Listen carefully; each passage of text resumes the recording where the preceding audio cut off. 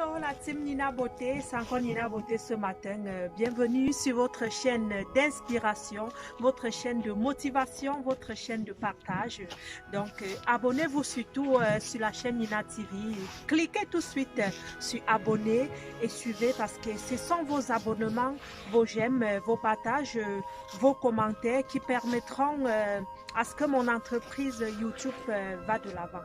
N'oubliez pas, chez YouTube, c'est de l'argent passif que nous cherchons et un sou qui rentre dans la poche de Nina Beauté également est un sou qui sort aussi pour la communauté. C'est un sou aussi qui sort pour rentrer dans l'aide aux enfants démunis dans le monde.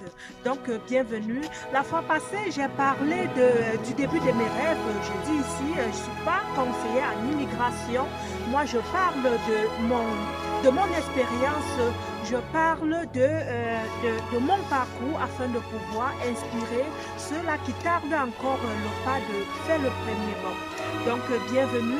Nous avons parlé, j'ai parlé de mes débuts, mais maintenant, une fois installé, je vais donner les petites astuces. C'est bien beau d'avoir un rêve, mais surtout les astuces des économies. Comment économiser des sous afin de pouvoir réaliser ses rêves, que ce soit en voyage, que ce soit son début dans l'entrepreneuriat au Cameroun ou dans le monde entier, au Canada.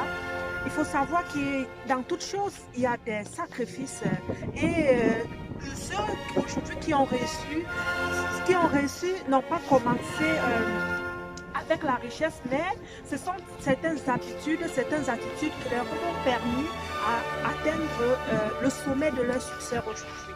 Donc, si vous venez nouvellement d'arriver au Canada, je vais parler du Canada parce que je suis au Canada. Sachez que ce n'est pas terminé. C'est le début. Vous voyez, même juste cette neige peut vraiment vous rendre vraiment dépressif si vous ne faites pas attention. Donc, lorsque vous arrivez au Canada, comment faire pour économiser, pour retrouver une stabilité financière?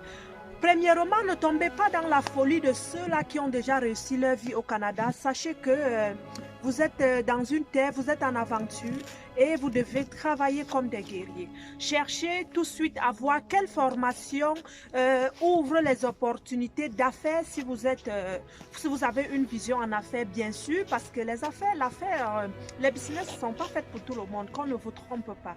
Donc, allez voir c'est quoi vos rêves, quelles sont vos études, mais surtout passez par le lancement d'entreprise qui est une brève formation qui accueille des nouveaux arrivants au Canada. En obtenant à travers cette petite formation, vous avez droit aux prêts et bourses. Déjà, votre bourse va vous permettre de vous installer. Des premiers moments, je peux dire, acheter une petite voiture, payer vos factures de début en attendant que trouver un emploi. Par la suite, regardez-vous après vos 3 mois de formation en lancement d'entreprise et attention. Moi, j'ai fait cette erreur. La formation que j'avais faite vraiment n'avait rien à voir avec qu'est-ce que je fais aujourd'hui. Donc, avant de vous lancer en entreprise, avant de faire votre formation de lancement en entreprise, faites vraiment une formation, choisissez votre business plan dans qu'est-ce qui vous aspire, dans un projet réalisable, un projet palpable. Donc, après vos 3 mois, réfléchissez, voir est-ce que vous retournez au travail ou vous allez à l'école.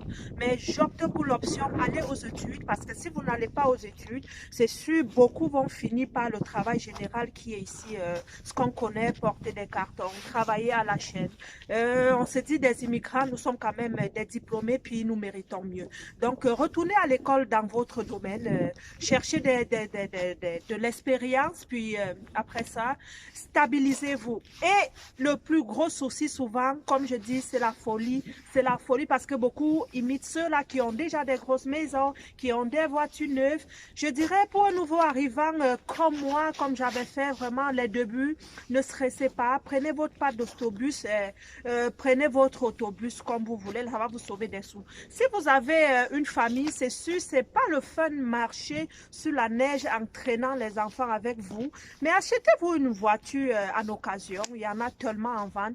Évitez surtout les crédits dès le départ. On va dire crédit auto. N'oublions pas, l'auto, au fil des ans, lorsque vous achetez très neuf, elle perd sa valeur, alors qu'en achetant une maison, elle monte sa valeur.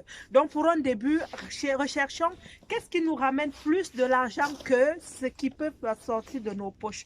Donc, on va prendre une auto, aller sur Kijiji magasiner, Auto Plus, aller magasiner sur Place Market des autos en occasion, même avec un 2000-3000 $. Il y en a. Carte de crédit, faites très attention, surtout nous les femmes. On nous connaît, hein. Au Cameroun, on fait la liste, puis on s'en va magasiner, mais au Canada, c'est comme tout est permis, là, on prend la carte de crédit, puis on fait des achats à la folie. Erreur à ne pas faire.